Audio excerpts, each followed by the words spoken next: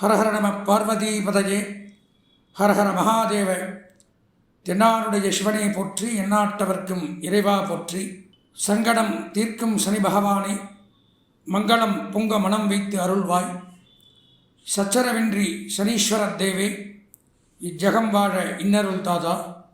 நீலாஞ்சன சமாபாசம் ரவிபுத்திரம் யமாக்ரஜம் ಛಾಯಾ மார்த்தாண்ட சம்பூதம் தம் நமாமி சனைಶ್ಚரம். காகத்வஜாய வித்மஹே ಖಡ್ಗஹஸ்தாய தீமஹி தன்னோ மந்த பிரச்சோதயாத்.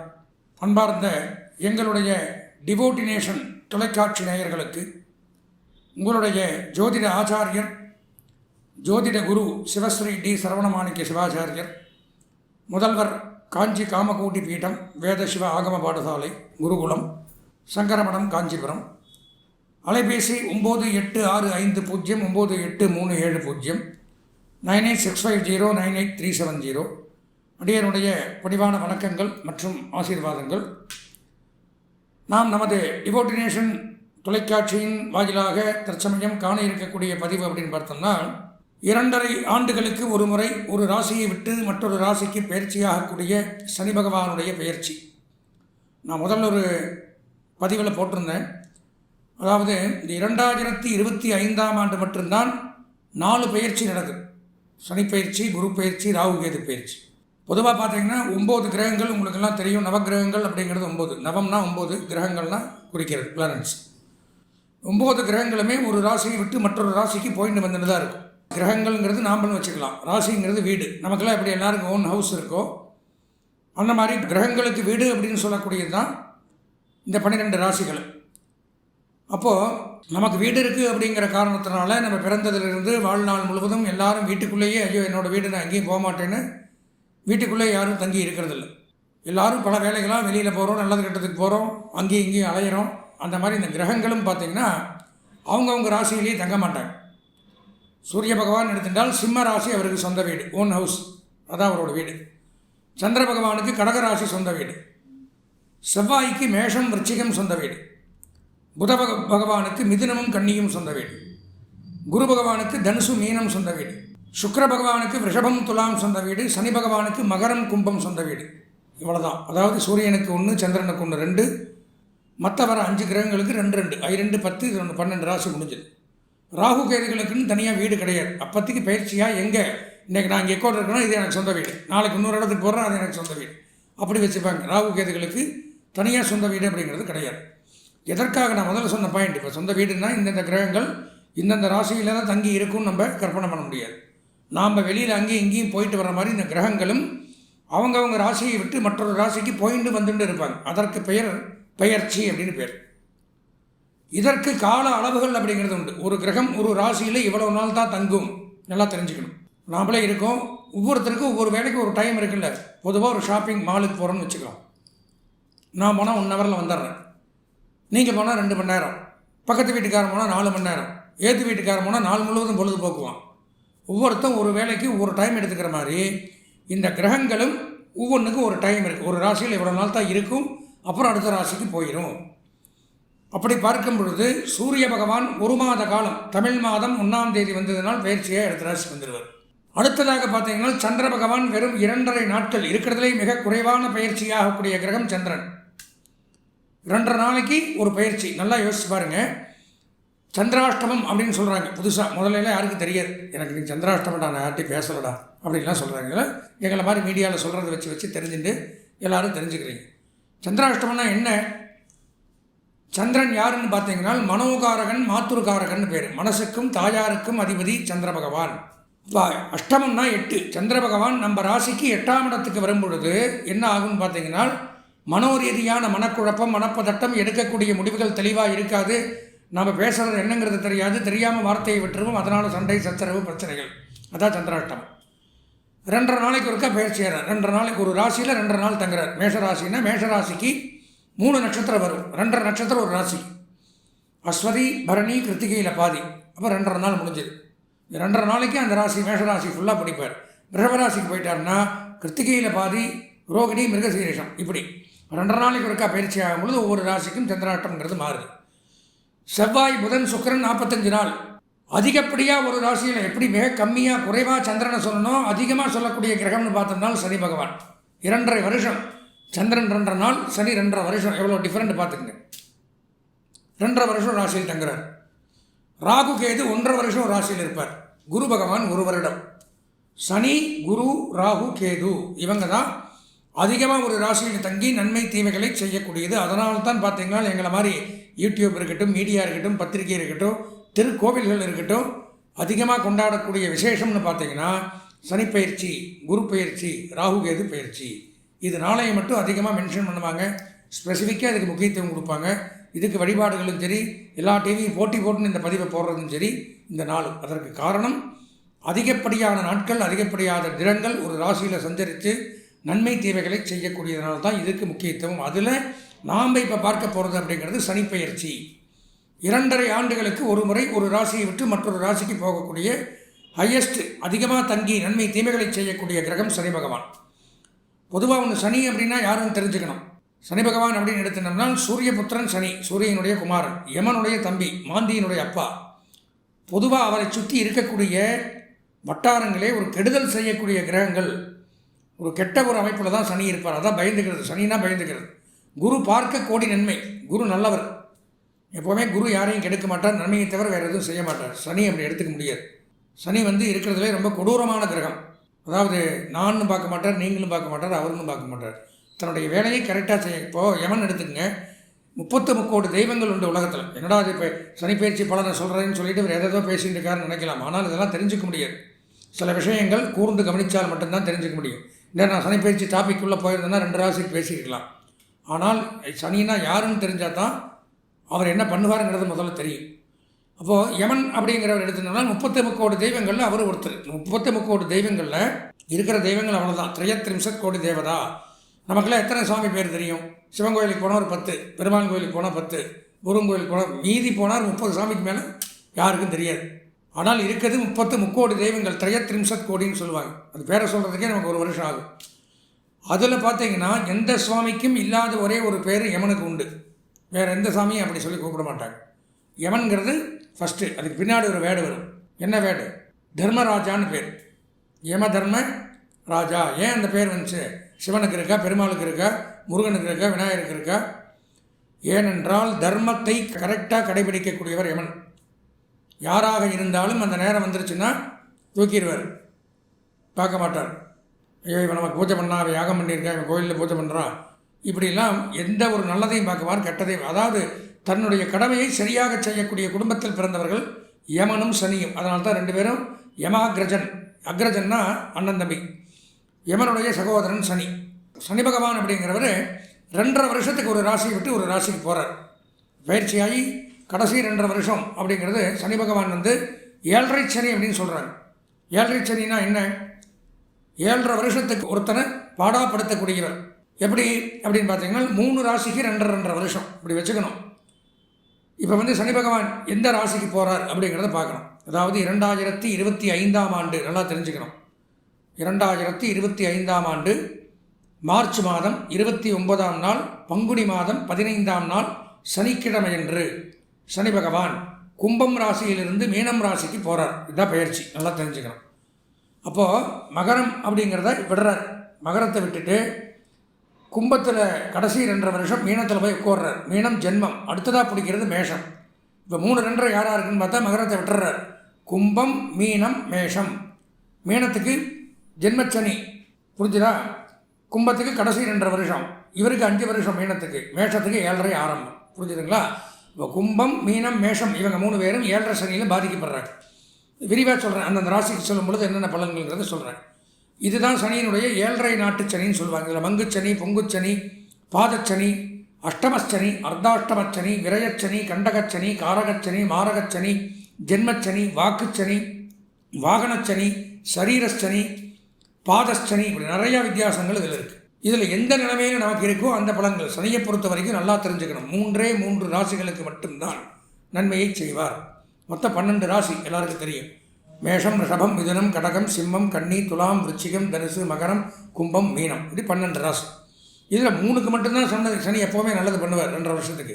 மீதி 9 பேரும் கஷ்டப்பட்டு தான் ஆகணும். ஏதோ உங்களை திருப்திப்படுத்தணும், இந்த சேனல் பார்க்குறவங்க சந்தோஷமாக இருக்கணுங்கிறக்காக மற்ற சேனல் மாதிரி 12க்குமே ஆகா ஓஹோ டாப் இப்படி வருவேன் அப்படி வருவேன் கோடீஸ்வர யோகம் விபரீத ராஜ யோகம் தொட்டது துலங்கும் அப்படியெல்லாம் போட முடியாது. பொய் பேசுகிறங்கிற அவசியம் கிடையாது. என்ன இருக்கோ அதை நீங்கள் தெரிஞ்சினால் மட்டும்தான் வருமுன் காப்பாற்றிக்கிறது. டாக்டர்கிட்ட போகிறீங்க, உனக்கு இந்த இடத்துல வியாதி, இதை நீ இந்த ட்ரீட்மெண்ட் பண்ணி இதை சரி பண்ணிக்கோன்னு சொல்கிறவன் தான் உண்மையான டாக்டர். அதெல்லாம் ஒன்றும் இல்லை, 2 மாத்திரை தரேன், சாப்பிட்டா சரியாயிடும், 4 நாள் இருப்பான் போயிடுவான், இப்படி சொல்கிறதுக்கு டாக்டர்கிட்ட போகணும், பிரயோஜனம் இல்லை. நிறைய பேர் அதைத்தான் விரும்புகிறாங்க. நமக்கு நல்லதாக சொல்கிறாரு, அவர் டிவி மட்டும் பார்ப்போம், நல்லதாக சொல்லவே நடக்குமா, அது இருக்கிறது தானே சொல்ல முடியும். இன்னொரு விஷயம் தெரிஞ்சுக்கணும், நாங்கள் சொல்கிறது அப்படிங்கிறது முழுக்க முழுக்க என்னுடைய கருத்து கிடையாது. 18 சித்தர்கள் கேள்விப்பட்டிருப்பீங்க. அதில் ஒரு சித்தர் புலிப்பாணி சித்தர்னு பேர்.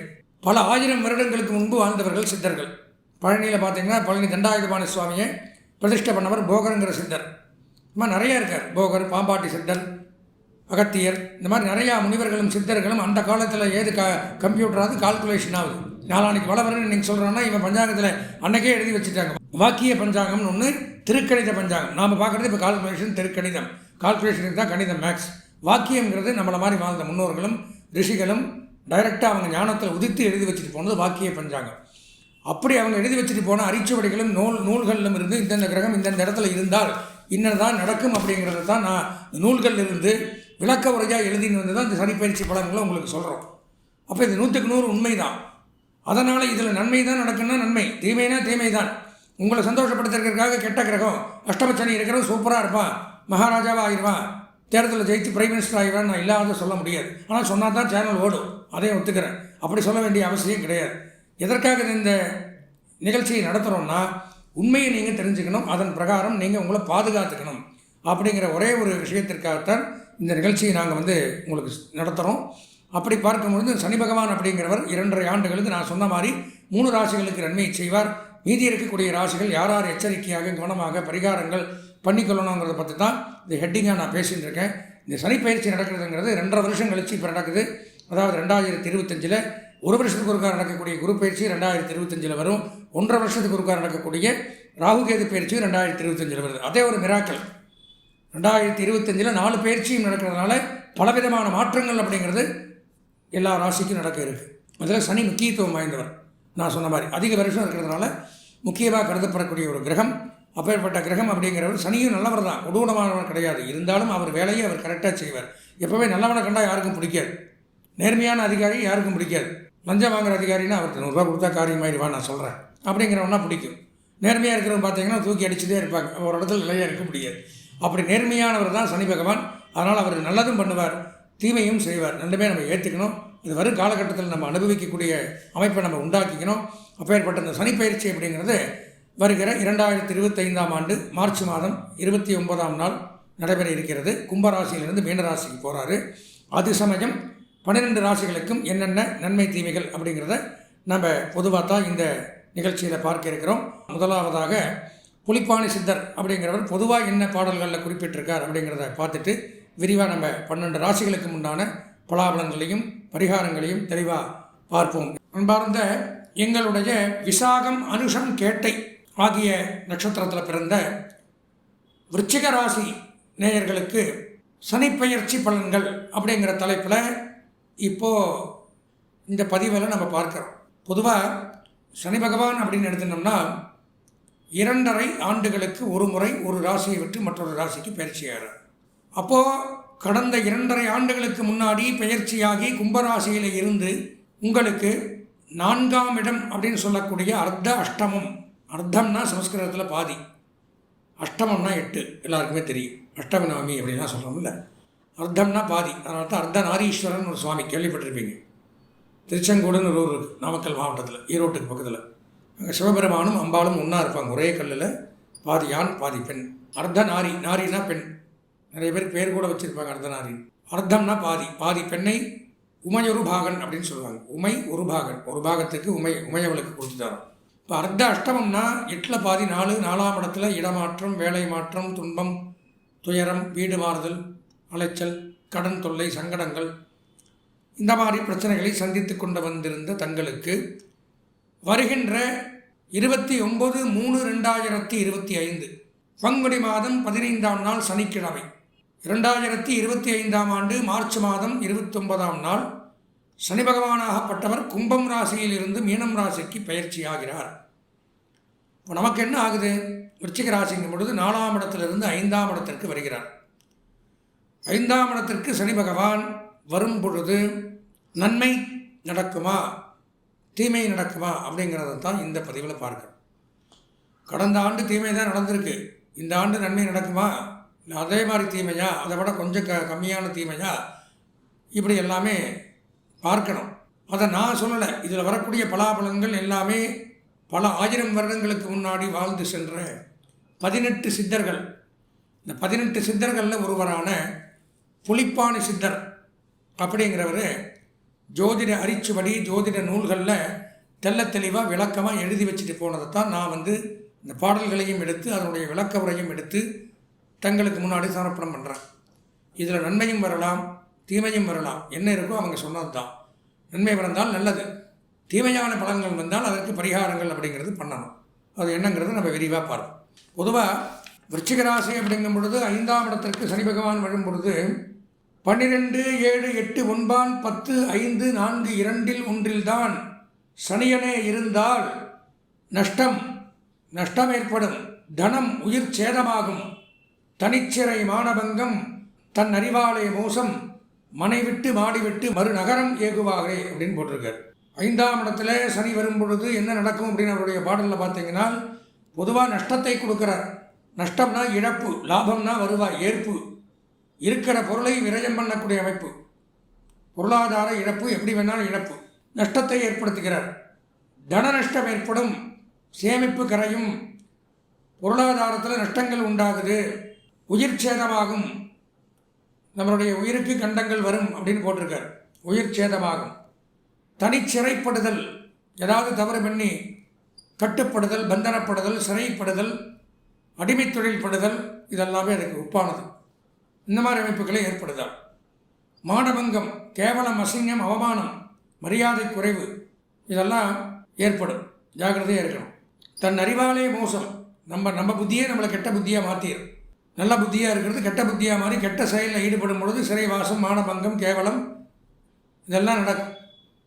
நம்மளுக்கு சூன்யம் வச்சுக்கிறோம். ஏன் வச்சுக்கிறோம்? டைம் சரியில்லைன்னா நடக்கும். அவனா அப்படி பண்ணிட்டான், துளி கூட நினச்சி பார்க்கல, நான் நீயாடா அதை பண்ணனே, எவ்வளோ நம்மன்னு ஒன்று, இந்த வார்த்தைகளுக்கெல்லாம் அப்போ அர்த்தம் புரியும். அவனால் பதில் சொல்ல முடியாது, அவனே ஏன் பண்ணான்னு யோசிக்கிறதுக்குள்ளே எல்லாம் நடந்துடும். அந்த மாதிரி அமைப்புகள் ஏற்படும். தன் அறிவாலே மோசம், சுற்றி இருக்கிறவன்லாம் கேவலமாக பேசுவான், அவனுடைய சூழ்நிலை அவனுக்கு தான் புரியும். எப்படி நடந்தது, ஏன் நடந்தது, என்ன நடந்ததுன்னு அவனுக்கே தெரியாது. வந்து யோசிக்கிறதுக்குள்ளே எல்லாம் நடந்து முடிஞ்சிடும்.